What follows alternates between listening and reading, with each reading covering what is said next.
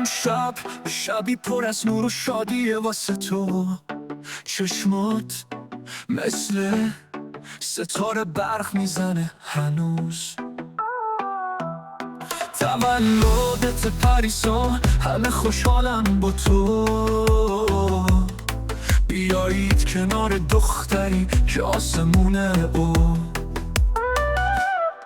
با خنده هات همه غم‌ها پر میکشه. لحظه ها با حضور تو شاد و رقصان میشه. تولدت مبارکه ای عزیز دل ما. امشب کنار تو میرقصیم تا فردا.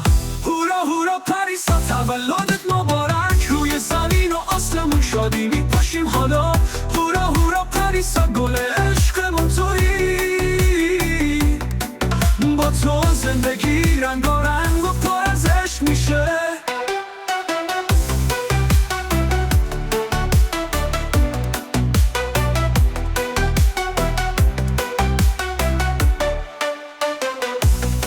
هر جای این دنیا که باشی پریسا جان،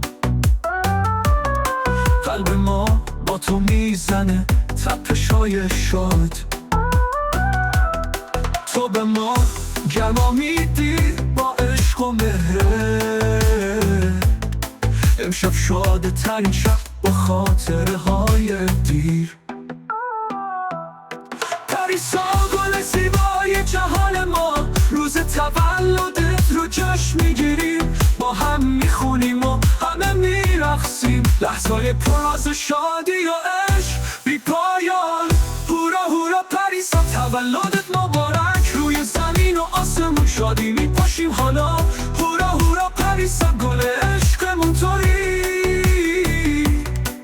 با تو زندگی رنگارنگ و پر از عشق میشه.